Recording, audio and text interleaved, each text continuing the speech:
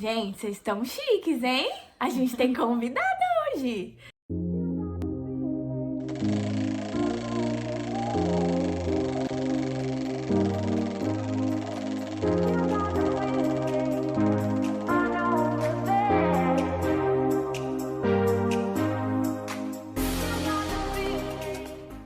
Oi, gente! Hi, guys! Bem-vindos ao canal.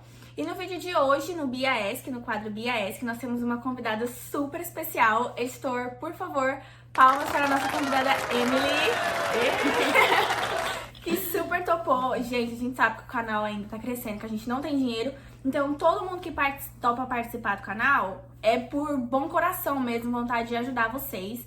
Então, já não esquece de se inscrever, curtir, compartilhar esse vídeo para que o máximo de pessoas tenham acesso e que a gente continue a nossa missão, tá bom? Então, Emily, muito obrigada por topar participar e se apresente, por favor. Sim. Bom, meu nome é Emily McDonald. Como vocês podem ver, né, já tenho um nome bem americanizado.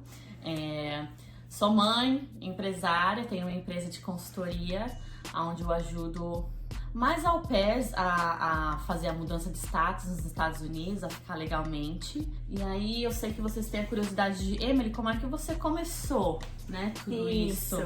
Muita gente pergunta e fala, quem é a Emily? O que ela faz? Mas como é que ela tem esse conhecimento que ela tem? Como é que ela aprendeu, né? Porque a Emily veio do Brasil, né? A Emily veio do Brasil pra cá. E como é que foi essa vinda para os Estados Unidos? Bom, eu vim como au pair também, há 6 anos atrás. Então eu fui au pair do ano de 2014 a 2016. Vim para trabalhar para uma família que a mãe era brasileira. Então eu vim para ensinar português para as meninas. E eu me senti muito confortável, eu tive muito feeling, meu inglês era muito ruim, muito ruim. Entendi. Eu não conseguia família, eu fiz assim, entrevista com muitas famílias e todo mundo falava, seu inglês é bem ruim, viu? Tipo assim, não vamos melhorar, querida. Então eu pedi muito pra Deus, falei assim, olha, põe uma família que pelo menos me dê a oportunidade, a chance de mostrar quem eu sou e realizar o meu sonho. E aí apareceu essa família brasileira que eu gostei muito, eram 3 crianças. Uau!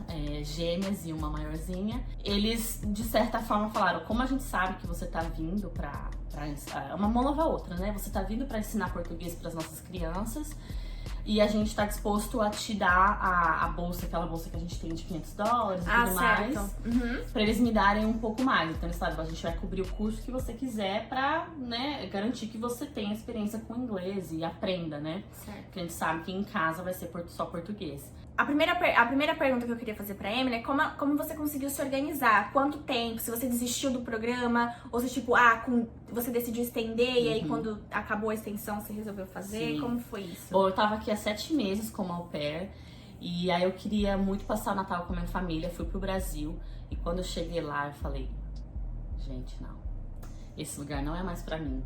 Muita coisa muda. Os amigos tinham tomado, sabe assim, tinham tomado a vida deles. Meus pais tinham acabado de se divorciar, então assim, era uma vida, era um cenário totalmente diferente do que eu tinha largado lá, né, há 7 meses atrás. Então, eu falei assim, não. No terceiro dia que eu tava no Brasil, eu falei, eu quero voltar para os Estados Unidos e de lá não saio mais. Então eu voltei já com o pensamento, não, eu tenho que me planejar para ser estudante nos Estados Unidos. A minha host tinha muitos amigos, muitos contatos brasileiros e eu conheci o college que era mais próximo da minha cidade, que tinha uma advisor que era brasileira e ela foi assim um anjo na minha vida, porque foi ela que me ajudou assim do começo ao fim com o processo. Ela foi além do trabalho dela, sabe? O processo de estudante. Exatamente. Certo. Então eu já comecei a ter noção do que precisava, como que fazia, ela foi me orientando. E aí foi quando eu decidi, eu falei, não, eu vou completar os meus 2 anos de au pair e vou aplicar para mudar para ser estudante. Escolhi fazer arquitetura, né, um Associates Program, que é o tecnólogo que a gente faz no Brasil de 2 anos. Eu era formada no Brasil em design de interiores, então eu queria fazer algo relacionado, sempre tive o sonho de ser arquiteta no Brasil, depois isso tudo mudou aqui. Como que a Emily conseguiu as informações? Ela teve uma pessoa pra auxiliar e dar o norte pra ela, né? E como foi esse processo? Tipo, você começou a juntar dinheiro, seus hosts foram seus sponsors, como que foi esse processo? Bom, eu tinha um tio no Brasil que era financeiramente bem. E ele foi meu sponsor. Na época eu tive que comprovar $24 mil. Então era em torno de uns R$100 mil em conta. Na época, 4 anos Não, atrás? eu falo época, parece que eu tô falando de 20 anos atrás, Não, né? mas isso já era dinheirão. Isso já era dinheirão. Hoje, então... E aí, o que mais facilitou, né, naquele tempo, é que o dólar era um pouquinho mais baixo. Hoje o dólar tá nas alturas. Então, eu lembro que 24 mil era 90 mil reais. Hoje já subiu, já tá quase pra mais de 100 mil, né?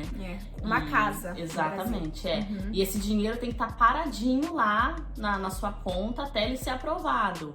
Então, bens não contam, olerite não conta. É uma pessoa que tem que ter esse dinheiro lá na conta, assim, ó, pra sacar e te dar pra você pagar. E você tinha?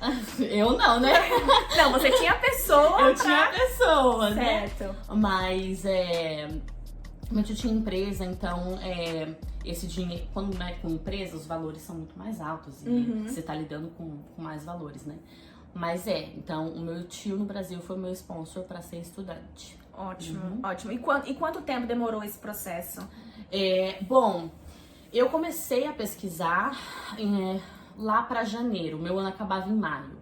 Certo. Então você começou a pesquisar com 4 meses de antecedência. Sim, pesquisar assim, preparar, sabe o que eu preciso, o que meu sponsor precisa, certo. Né? Contatar a escola, porque o mais importante de você não perder também os prazos é que tem semestre, né? Então o semestre é muito importante. Quando o semestre inicia? Se começa em julho, se começa... Sim. Não, na verdade aqui é diferente. Aqui começa em setembro, que é o fall, agosto, setembro, e depois tem o spring, que é em janeiro. Mas algumas escolas, eles oferecem o meio termo entre eles. Então tem que são semestres mais curtos. Mas aí vai variar de escola para escola, não é geral. Não é geral. Certo. Então eu me matriculei pro summer, que começava em maio, junho, e fazia menos classes.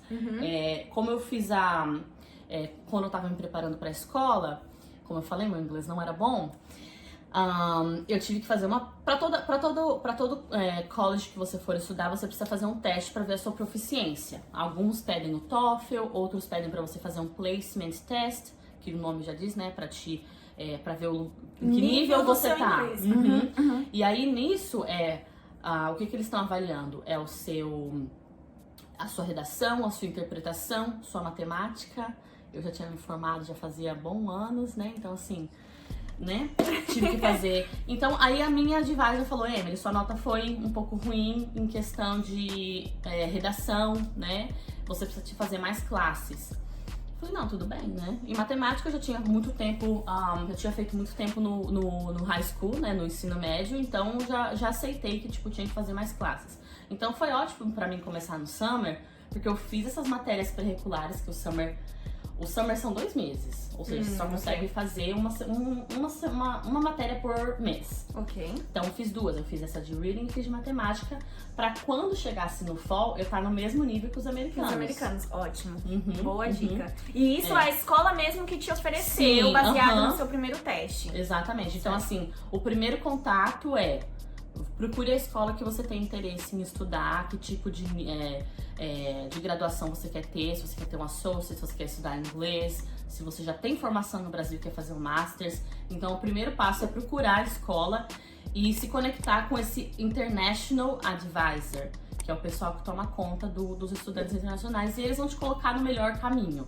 Tá? Certo. O que você deve fazer, né? Referente como os processos da faculdade. Da faculdade de carreira mesmo. Certo. Porque às vezes a gente tem uma formação no Brasil, a gente quer continuar aqui, então como é que faz pra continuar? Certo. Como é que seria o meu caminho dentro desse college, dessa escola? Então, eles vão te mostrar as opções, principalmente carreiras como advocacia, psicologia, pedagogia, que cada lugar que você tá, né, é diferente. Então, é muito importante ter esse direcionamento do próprio advisor da escola. Até porque aqui nos Estados Unidos, gente, a legislação muda de estado para estado. Então, alguma coisa que vai valer em Massachusetts não vai valer na Califórnia, por exemplo. Então, é importante você decidir também o estado que você vai aplicar. Sim. E ver a legislação com a escola do estado que você vai aplicar, né? Exato. Certo? Tá, e Bom, agora você já sabe mais ou menos quem é a Emily, como que começou isso a acontecer. Mas agora vamos pra... Eu abri uma caixinha de perguntas lá no Instagram. Se você não me segue no Instagram, por favor, vá lá. Também segue a Emily no Instagram dela, que ela tá sempre fazendo live com outros convidados, respondendo perguntas. Ela é super acessível. Então, se você já estiver no processo, se você tá pensando em começar um processo, vai no Instagram dela, que é o Em Consultoria. Editor, deixa aqui o Instagram dela e o meu. Também vai lá no meu. Enfim, e aí eu coloquei uma caixinha de perguntas lá pra vocês perguntarem o que vocês gostariam de saber sobre a Emily, né? Então, a primeira pergunta é: o que é e como funciona a sua consultoria? Mas antes dessa, como que você resolveu abrir uma empresa de consultoria? Sim. Bom, vamos lá. Então, como eu tava nesse processo todo de fazer sozinha e ter pouca assistência, e vou falar, desde sempre, não tem muita informação no site da imigração. É óbvio que você acha informação em grupos, hoje em dia todo mundo tá muito mais informado. Sim, a internet facilita muito, né? Mas você não tem aquela informação que você pode confiar. E antigamente, né, 4 anos atrás, também era assim.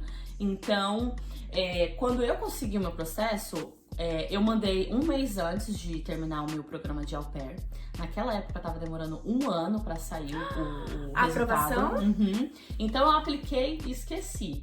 A minha própria advisor falou: aplica e esquece, porque senão você fica ansiosa e, né? Mas aí você pensa que você voltou? Não. E aí, não tinha que aplicar pra turista, não tinha toda essa regra de você aplicava pro estudante ficava.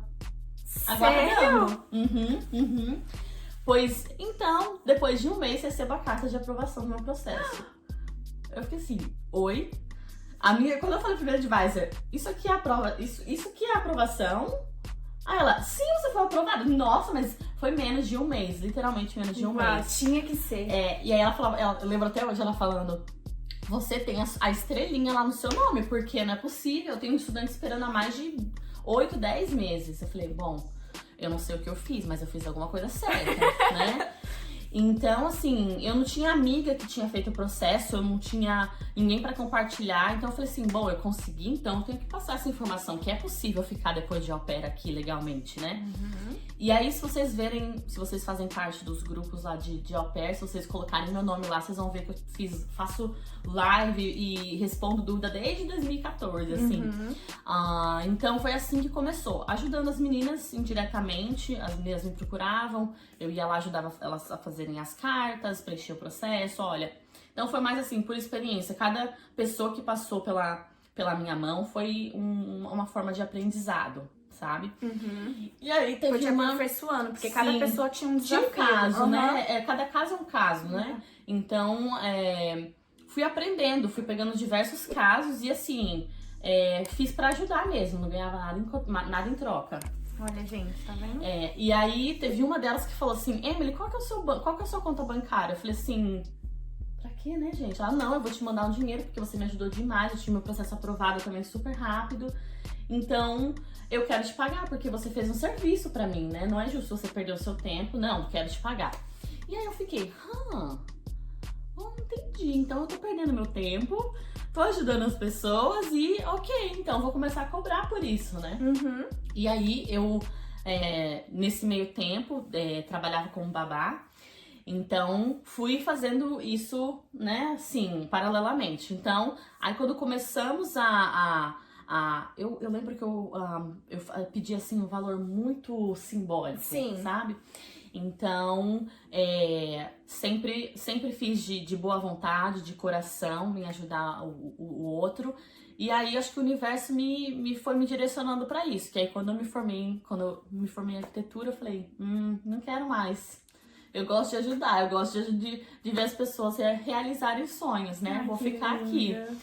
E aí, foi quando, há 2 anos atrás, que a empresa tomou uma proporção assim muito grande, porque hoje eu vejo que a au pair vem de uma forma, por ser um programa acessível financeiramente e tudo mais, e depois ela se encanta com esse país e fala, meu Deus, eu quero ficar. Né? Então, assim, a maioria das au pairs que vem A maioria, Só quem tem uma experiência muito ruim, que acontece também, que quer normalmente voltar, né? Tem propósitos maiores no Brasil, mas normalmente quando a pessoa vem pra cá, não quer ir embora mais. Não. E aí foi assim que eu comecei. Aí eu falei assim, então tá, então agora eu vou deixar o meu full time e vou investir na empresa pesada pra fazer crescer e vou fazer isso como full time job. Na época eu tava grávida, então eu falei assim, eu quero ter uma profissão que me dê a liberdade de eu ficar em casa com meu filho, poder prover financeiramente e poder estar ali com ele, sabe? Fazer os meus horários. Então, foi aí que eu abri mesmo a consultoria, a IM Consultoria, que é uma empresa de consultorias mesmo para... Meu maior público é o au pair, mas eu já peguei de todas as nacionalidades, de todos os tipos, ou pessoal que vem como turista e quer estender, quer ficar também, ajudo. Então, assim, tomou uma proporção muito maior, né? E eu vejo que eu fui, assim, a primeira empresa de consultoria que se estabilizou, assim, sabe? Agora tem outras empresas surgindo, então é muito legal ver que tem mais gente, né, querendo ajudar, pra ajudar, sim. Então, foi assim que você começou. Uhum. Certo. Próxima pergunta. Não tenho formação... só deixando claro, a Emily ajuda tanto quem tá aqui, tanto quem tá no Brasil, certo? Certo. Então, a segunda pergunta é... Não tenho formação no Brasil, mas gostaria de começar uma faculdade nos Estados Unidos. Por onde eu devo começar? Vamos lá, então. Eu falo que assim, a gente sempre tem que saber a direção que a gente quer partir, né? Então, se você não tem uma formação, o que você quer fazer? Se você tem uma formação, você quer continuá-la, né? Certo. Então, é muito importante você estar... se identificar em uma área. Sim, profissionalmente. Já saber o que você quer profissionalmente. Mas se você também não sabe, como eu falei, o International Advisor vai estar lá pra te direcionar nessa parte. Sim. Deixa eu te perguntar uma coisa. Eu não sei se aqui tem, mas no Brasil, as faculdades têm aquele teste que eles falam assim, você se identifica com tal área. Você responde uma série de perguntas e aí no final fala assim, você se identifica com tal área. Aqui eles têm isso também? Não direto da escola. Não da escola, mas se você já tem assim, pelo menos a gente tem uma noção do que a gente quer, né? Já trabalhei, sei lá, na área de business, ou já trabalhei, já sou formada em RH, gosto dessa área, ou eu sou jornalista, eu gosto de fazer alguma coisa. Então, assim, em algum momento da sua vida, se você tem interesse em estar nos Estados Unidos, é porque você já tem aquele... Já tem um feeling, alguma coisa lá dentro que te mostra um caminho. Então é muito importante ter isso, né, definido. E pra isso, se você não sabe ainda o que quer ou tá meio perdidão, tem os coaches de carreira, né? Antigamente eu fazia, mas eu não consigo mais acompanhar. Tenho algumas recomendações que eu posso te passar depois. Com certeza, vamos deixar na descrição as recomendações dela. E que cuidam, sabe? Tem esse olhar carinhoso de entender em que área você se sairia bem, né? Certo. Então posso sim. Então tem profissionais que pra redirecionar as pessoas que ainda estão perdidas, acabou de sair do colegial, de repente não sabe o que fazer. Certo, perfeito. Agora vamos pra pergunta oposta. Eu já tenho uma formação no Brasil e eu não sei que opção escolher. Se eu faço um associate, um master, um MBA, como que eu escolho? O que eu devo fazer se eu já tenho? No meu caso, é o oposto do seu. Eu sou arquiteta e urbanista no Brasil, com formação, e vim para os Estados Unidos sonhando em fazer design de interiores. Olha só! Era o meu sonho. Eu falei, não, eu vou pra lá como au pair, mas depois eu vou aplicar pra isso, né? Posso passar várias dicas de escolas depois aqui. Perfeito! Então, assim, no meu caso, eu já tinha um norte, eu já sabia o que eu queria fazer. Mas no caso, se eu não tenho, só tenho uma formação, como que eu consigo diferenciar o que é um associate, de um master, de um MBA? Tá, então vamos lá. O associates nada mais é que o tecnólogo que a gente tem no Brasil. Ou seja, ele é um nível inferior ao que você tem de formação. Tá. Né? Você tem um bacharelado, né? Então você tem uma formação de 4 anos, né? Que aqui eles chamam degree. Ok. Você tem um degree, né? Um bachelor's degree. Certo, perfeito. Então, se você já tem um bachelor's degree, eu sempre falo que a gente tem que subir na escadinha da vida, né? Certo. A gente não quer voltar pra trás pra fazer um associates e aí a imigração vai ficar assim. Mas pra que você quer fazer um negócio inferior ao seu? A não ser que você esteja mudando de carreira, não quero ser arquiteta, quero fazer alguma coisa na área de business, ou alguma coisa que vai complementar os seus estudos, entendeu? Certo. Então, vamos supor, se você quiser fazer um Associates de Design de Interiores, isso vai complementar na sua carreira, Certo. né? Uhum. Mas fazer a mesma coisa voltando pra trás, não recomendo. Certo. Outra chance é o Masters, né? O programa. O MBA é pra quem tá na área de business, né? Que você quer fazer alguma coisa mais voltada para business, RH, account, né, que é contabilidade. Então, aí qualquer pessoa pode fazer um MBA que tenha formação, né? Qualquer jornalista, biólogo, se você quiser fazer alguma coisa, um MBA, então é na área de business. Ok, Tá? certo. Que te dá E o Master's Degree, que seria a pós-graduação. Aí seria a pós-graduação que a Certo. gente faz, Aham. tá? Então é o oposto. O Master você pode fazer, procurar na sua área, que sou formado em arquitetura, então vou procurar um Master's Degree que incrementa na minha formação. E que dê um up. Exatamente, então vai ser um tijolinho a mais ali na sua obra, né? Certo. Então, sim, Associates é o de 2 anos tecnólogo, o Bachelor's Degree, que é o de 4 anos que você faz na universidade. Certo. E lembrando que assim, o Associates você pode fazer 2 anos, depois transferir para a universidade para fazer mais 2, ou por mais, né, dependendo de quando demora, né, a sua formação. Degree. E porque também fica mais em conta. Sim, exatamente. Porque o Associate, ele é mais barato do que o Degree. Exatamente. Então, quando você faz essa transferência, além de você matar o tempo, você tá caminhando, preço. né? Tá caminhando pro seu objetivo final e você tá salvando dinheiro, né? Certo. Mas isso, no caso, seria pra quem não tem formação. O Associates, sim. Porque aí você faz o Associate e depois você vai pro Degree. Tá, certo. Ok. Então, próxima pergunta.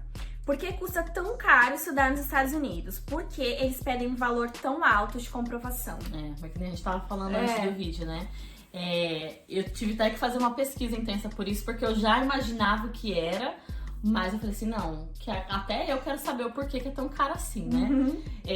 Bom, infelizmente, a gente tem que comprovar como estudante internacional, a gente tem que comprovar sobre o Associates, a gente comprova mais ou menos em torno de $24 mil.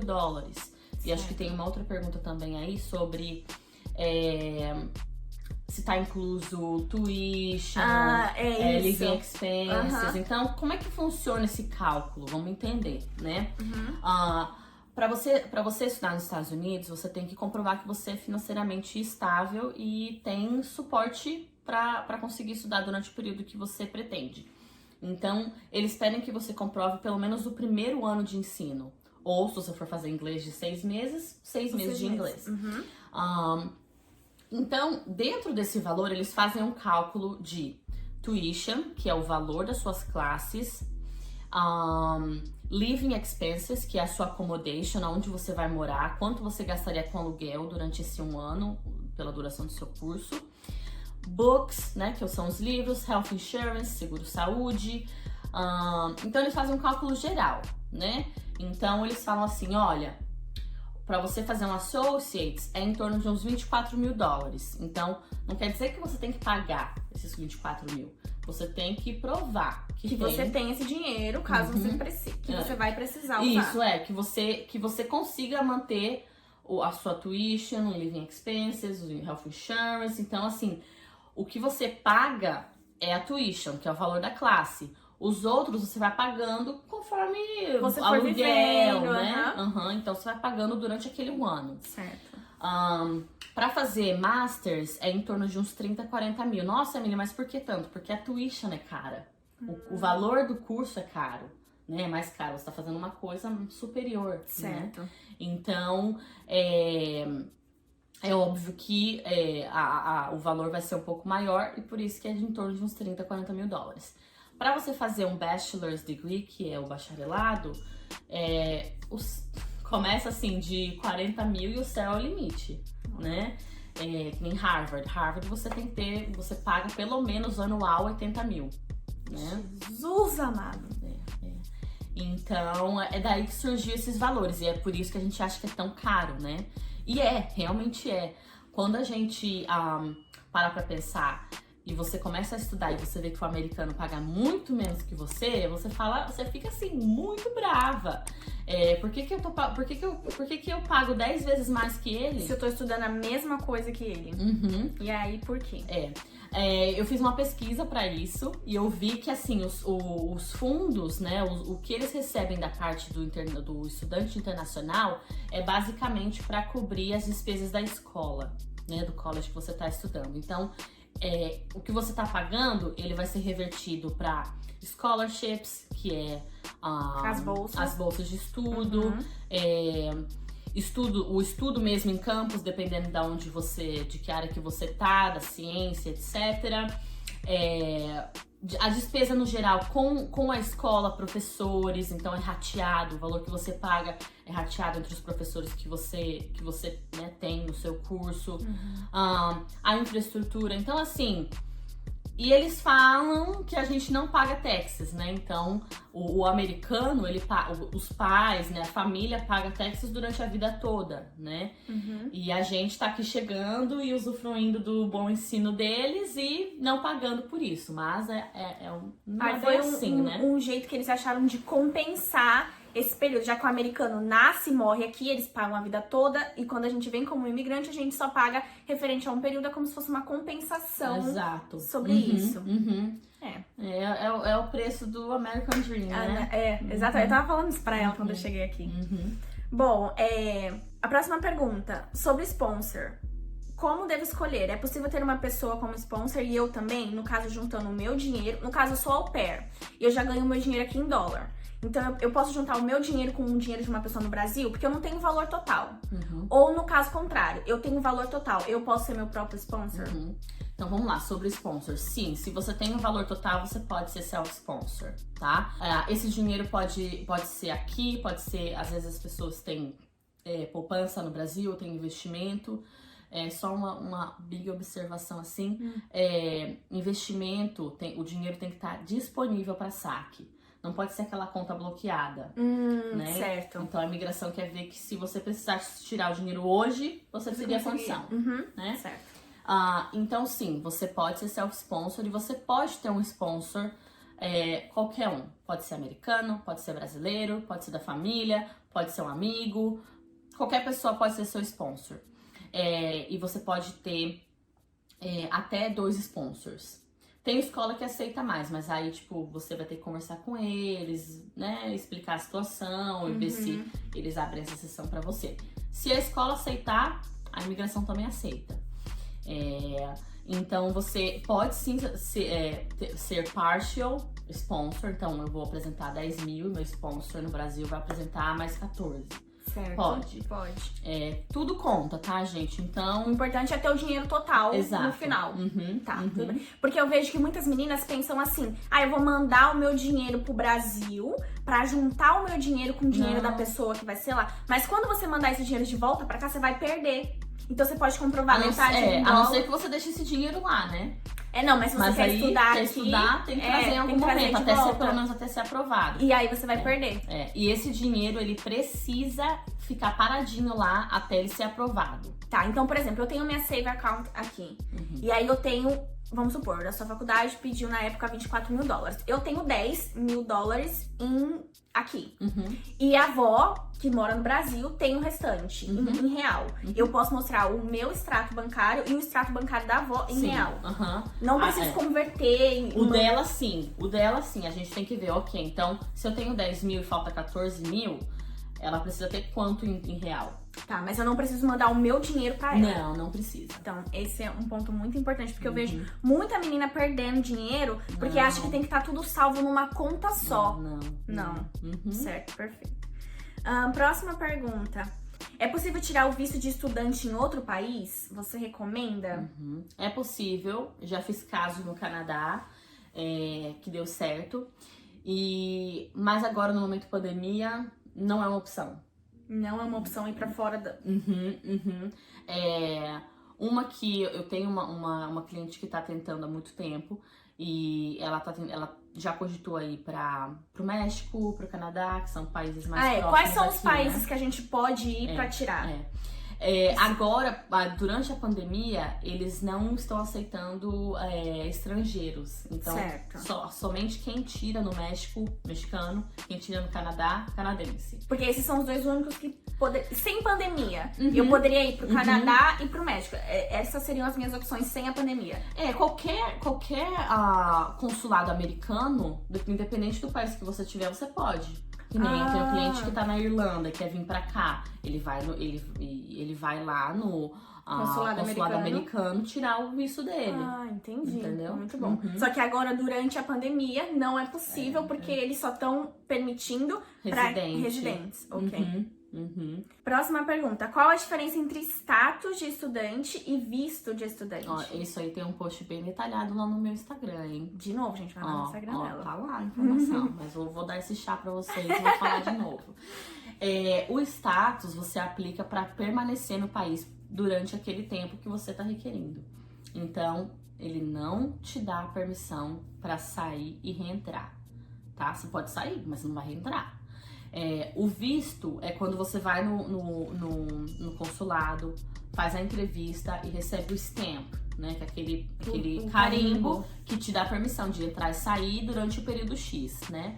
Quando você faz um visto de estudante no Brasil, normalmente eles te dão 4 anos. Então você pode ir e vir, né, pro Brasil, para qualquer outro país, durante 4 anos. O status não, o status você está pedindo para ficar no país, permanecer durante o tempo que você vai estudar, até você finalizar. O status, ele normalmente é aprovado, eles falam duração do seu DS, ou seja, enquanto você está estudando, enquanto você está mantendo seu status, pagando, né, comparecendo às aulas e tudo mais, seu status está válido. Certo. Então, se você escolher fazer um degree, você vai ter um status de 4 anos. Se você escolher fazer um master, você vai ter um status de 2 anos, por exemplo. Sobre Gente, a gente teve uma pausa aqui por causa do celular. Mas, eu perguntei se você estivesse fazendo um master, você teria um DS de 2 anos, ou se você estivesse fazendo um degree, você teria de 4 anos. Aí você falou que daria pra você fazer o associate e transferir. E aí você precisaria fazer a comprovação só do dinheiro pra faculdade. Pra faculdade, isso. Certo. Então, aí, quando é aprovado aqui de dentro, você pode começar de um associate e ir construindo, né, a sua carreira, né, a sua parte educacional. Então... Baseado no seu... Mas o tempo vai ser baseado no que você escolher fazer. Pro seu DS ou pro seu visto. O tempo é baseado no que você escolher fazer.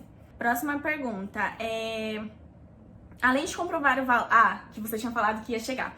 Além de comprovar o valor que preciso pagar dos créditos da faculdade, das aulas, ainda preciso ter dinheiro para pagar um lugar para morar, ou já está tudo incluso no preço da faculdade? Como funciona? Porque quando você entra no site da faculdade, você escolhe o seu curso, eles têm lá um valor X, sei lá, 24 mil dólares. O que está incluso nesses 24 mil dólares? É só as aulas ou as aulas e o lugar que você vai morar? É o que a gente falou, né? Dentro desses 24 mil dólares as suas classes, a sua moradia, os livros e o seguro-saúde. Então, eles te dão um total. E eles vão escrever isso pra você. Certo. Quando você encontra lá, eles vão falar, a sua tuition custa 10 mil. O seu health insurance custa 2 mil. A sua accommodation, 10 mil. Então, tá bem escrito certinho os valores que você estaria comprovando e o que relacionado. Mas aí, no caso, a gente precisa procurar um lugar pra morar ou a faculdade indica um lugar pra gente morar? Não, aí é você que manda. Você que decide onde quer morar. Por isso que eu falei, o dinheiro do Living Expenses é só uma estimativa.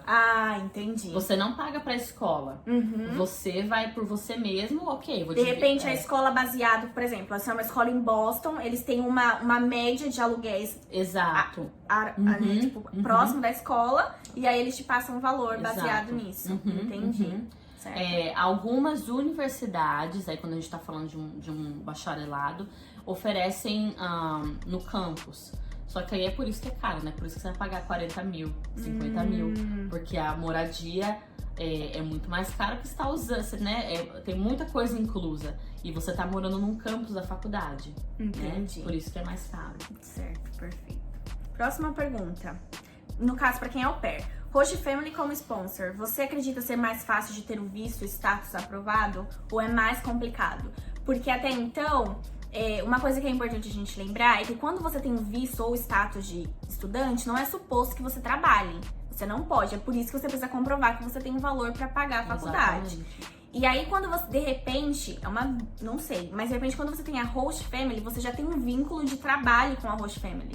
Então, de repente, a imigração pode associar uma coisa na outra. Não tem nada a ver, tô viajando. Eu já fiz muitos casos em que as host families eram sponsor das au pairs.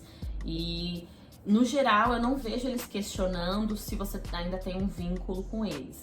Para dar um suporte maior pro seu caso, você pode fazer uma cartinha declarando que você não trabalha mais para eles, que eles têm uma nova au pair, que as crianças já cresceram e não precisam de babysitter. Então, vai depender muito do seu caso, mas isso ajuda, né? Uma dica de consultora.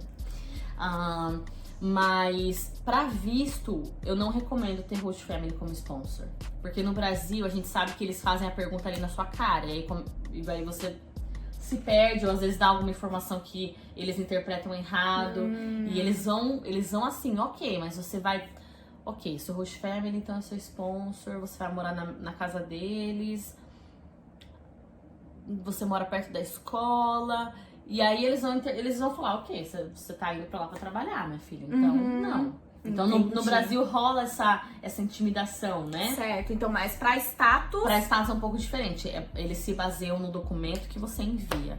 Então eles não podem negar, olha, eu acho que você vai trabalhar, então vou negar seu caso. Porque você já mandou uma carta alegando que você não vai trabalhar. Entendi. Então eles vão se basear ali nas informações que eles têm na mão. Se eles forem negar o seu caso, eles vão ter que usar alguma... vão ter que mostrar pra você que você infringiu alguma regra. Certo, entendi. Bom, gente, mas se você já tá no processo e você tá com a host family como seu sponsor, fala com a Emily, mostra os documentos pra ela, marca uma consultoria com ela pra ter certeza antes de enviar que tá tudo certo. Porque agora os processos já estão demorando muito mais do que antes por conta da pandemia. Sim. Então, antes de enviar, tenha certeza que tá tudo certo, porque aí você só descansa e espera, igual ela fez na época dela. Me perguntam muito por que a consultoria é importante, né? Porque às vezes a gente tem a amiga que fez, a gente tem um grupo que tem muitas informações, né? A gente vai coletando um pouquinho do que cada um sabe e vai fazendo o nosso próprio processo. Mas cada caso é um caso, então o que a sua coleguinha escreveu na carta dela não vai servir pra você. É muito particular. Então, você ter essa preparação para o seu caso ficar completo e a imigração falar, ok, nossa, tipo assim, né? Esse caso não tá tenho bem completo, dúvida não nenhuma tenho sobre dúvida, aprovado. Porque esse é o meu goal, esse é o meu objetivo, é fazer com que você tenha um caso aprovado, sem evidências e sem questionamento, porque é muito estressante, né? O processo em si já dá muita ansiedade. E como ela falou, por conta da pandemia, tá demorando em torno de uns 6 a 8 meses para eles responderem. Então, é importante ter um processo completo, porque ele vai olhar seu application e falar, ok, tem tudo aqui, tá aprovado. Então, mais chances de ser aprovado mais rápido. O caso que tá meio né, que a gente manda de qualquer jeito, eles têm preguiça de analisar. Sim. A gente tem que entrar na cabeça do avaliador e ver o que ele tá procurando. Né? Como é que esse caso pode ficar mais forte? Então, não tenho comprovação de vínculo, não tenho... só tô mandando um extrato comprovando que eu tenho dinheiro. Não tenho passagem de volta pro Brasil, às vezes, né? Se você tá aplicando pra turista ou coisa e tal. Então, ele vai ver e vai falar assim, depois eu faço esse. Então, assim, tá vendo, o seu gente? caso vai ficando ali de lado. E aí ele fala, deixa eu pegar esses casos aqui que eu tenho que ver, pedir evidência. Então, é mais ou menos dessa forma. Certo. E por último, pra gente finalizar o dia de hoje aqui, gente, olha, ela ajudou demais, demais. Eu sei que provavelmente vocês vão ter algumas dúvidas, mas igual ela já falou, cada caso é um caso. Então, em dúvidas específicas, ela vai ajudar vocês, ela vai responder vocês no Instagram dela, vai passar o contato, vocês vão fechar uma consultoria e vai ficar tudo ótimo. Mas pra fechar, um conselho pra quem tá iniciando o processo agora. Tenha paciência. Paciência. E é muito importante a gente definir a longo prazo por que a gente quer ficar nos Estados Unidos, né? O porquê que a gente, que nem eu, quando eu fiz meu processo, como eu falei, eu tinha pavor de ir pro Brasil, então eu preferia aplicar pra cá, né? Eu preferia ficar presa aqui nos Estados Unidos do que voltar pro Brasil e acabar ficando presa lá com a chance do visto dar ser negado. Então, é colocar na balança, sabe? O que é mais importante pra você agora, né? Eu quero ficar a longo prazo, então a minha opção é estudante. Quero ficar a curto prazo, a minha opção é de turista. Então, é entender essa necessidade, quais são os seus objetivos. E o que eu vejo muito, assim, nas meninas, às vezes, que estão despreparadas e tudo mais, se você já tem intenção de ficar no país, junta dinheiro, tá? Do seu primeiro dia, chegou aqui, começa a juntar dinheiro. Faz uma programação. Independente do que você vai fazer, você vai precisar do dinheiro. E esse dinheiro vai te ajudar, vai te dar mais tranquilidade. Uma coisa que eu queria que tivessem me falado, né, que é de salvar dinheiro, porque aí depois de um mês meu processo foi aprovado, eu falei, e agora? E agora? Sponsor, me manda o dinheiro aí. Porque me pegou, eu achei que ia ser só daqui um ano. E isso pode acontecer com você também, né? Então, ter um dinheiro ali pra pelo menos você aplicar sossegada, ter o dinheiro pras taxas, ter o dinheiro pro primeiro semestre de estudo. Então, dinheiro, né, é muito importante. Você se preparar, você saber o que exatamente você quer a longo prazo ou a curto prazo, né? Isso é muito importante pra gente não ficar aplicando pra turista. Ah, mas eu quero aplicar para estudante depois, né? Então, a gente saber a longo prazo o que eu quero. Se você não sabe ainda, aí você pensa a curto prazo.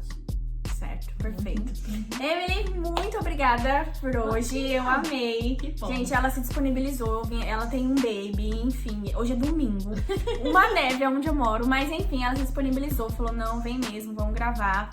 Ajudar o máximo de pessoas. Então, por favor, não esqueçam de curtir, se inscrever no canal e compartilhar esse vídeo. E também vão lá no Instagram dela, que tá aqui embaixo. Ela faz assessoria também de estudante, de turista e também pra quem casou, certo? Então, assim, eu acho que a maioria das pessoas atualmente se enquadram em uma dessas opções. Muito obrigada. Beijo, tchau! Tchau!